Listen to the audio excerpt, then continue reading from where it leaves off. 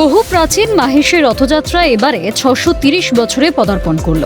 মহা সমারোহে আয়োজন করা হয় মাহেশের রথযাত্রা।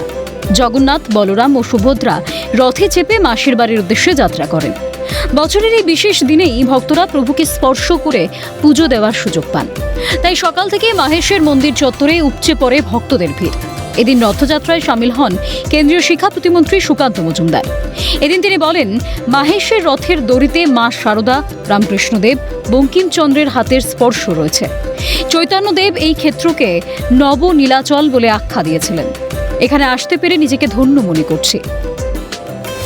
স্বয়ং রামকৃষ্ণ পরমহংসদেব, স্বয়ং মা শারদা, গিরিশ ঘোষের মতো, বঙ্কিমচন্দ্রের মতো ব্যক্তিত্বরা যে রথের দড়িতে হাত দিয়ে পুণ্য লাভ করেছিলেন, 630 বছর পুরনো রথযাত্রা এবং শ্রী জগন্নাথ দেবের বিগ্রহ আর স্বয়ং চৈতন্যদেব মহাপ্রভু, তিনি এই রথযাত্রা এবং এই ক্ষেত্রকে নবনীলাচল বলে আখ্যা দিয়েছেন। সেইখানে এসে আমি নিজেকে ধন্য মনে করছি। অন্যদিকে রথযাত্রার দিনেই ভক্তি, কৃষি ও ঐতিহ্যের এক অনন্য মেলবন্ধনের ছবি ধরা পড়ে হুগলির কামারপুকুরে।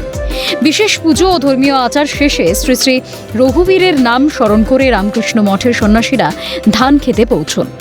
বৈদিক মন্ত্রোচ্চারণের মধ্য দিয়ে রোপণ করা হয় লক্ষ্মী জলাই ধানের প্রথম চারা। মঠ সূত্রে জানা যায়, শ্রী শ্রী রামকৃষ্ণ পরমহংসদেবের বাবা ক্ষুদিরাম চট্টোপাধ্যায়ের সময় থেকেই রথযাত্রার দিনে এই ধান রোপণের প্রথা চলে আসছে। মঠের জমিতে উৎপাদিত ধান পরবর্তীতে পুজো, প্রসাদ ও ভক্তদের আহারে ব্যবহার করা হয়। তাই এই ধান চাষ শুধুমাত্র কৃষিকাজ নয়, মঠের কাছে এটি এক আধ্যাত্মিক সাধনারও অংশ। যখন ভগবান শ্রীরামকৃষ্ণদেবের বাবা ক্ষুদিরাম চট্টোপাধ্যায় তাকে যখন দেড়গ্রাম থেকে জমিদার তাড়িয়ে দিয়েছিলেন, তখন এখানে এসেছিলেন তার বন্ধু শুকলাল গোস্বামী।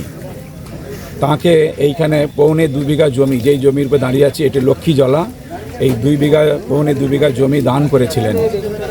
আর ওই মাটির যে ঘর দেখছেন, ওই ঘর ঠাকুর ছিলেন, ওখানে ওই 3টে ঘর দান করেছিলেন। সেই ঘরে ক্ষুদিরাম চট্টোপাধ্যায় থাকতেন আর এই পৌনে 2 বিঘা জমি তিনি চাষ করতেন। আর প্রথম দিনে তিনি জয় রঘুবীর, জয় রঘুবীর, জয় রঘুবীর বলে জয়ধ্বনি দিয়ে রঘুবীরের নাম করে 3টে গোছ, ধানের গোছ প্রথমে রোপণ করে দিতেন। তারপর যারা জন মনীষ যারা, তারা ধান রোপণ করতেন এবং সেই ধান তাদের সারা বছর সংসার চলে যেত। তো এইভাবেই তাদের সংসার নির্বাহ হতো, দরিদ্র ব্রাহ্মণের সংসার, ক্ষুদ্র সংসার। তো সেই ট্র্যাডিশন অনুসরণ করে আমরা প্রতি বছরই এটা করে আসছি, আজ নয় বহু বছর ধরে আমরা এটা করে আসছি। একদিকে মাহেশে শতাব্দী প্রাচীন ঐতিহ্যবাহী রথযাত্রা, অন্যদিকে কামারপুকুরে ধান রোপণ। এদিন ধর্মীয় ঐতিহ্যের এক অনন্য মেলবন্ধনের সাক্ষী থাকলো হুগলি। সমিত সিনহা, সুরজ আলী খানের রিপোর্ট, ক্যালকাটা নিউজ।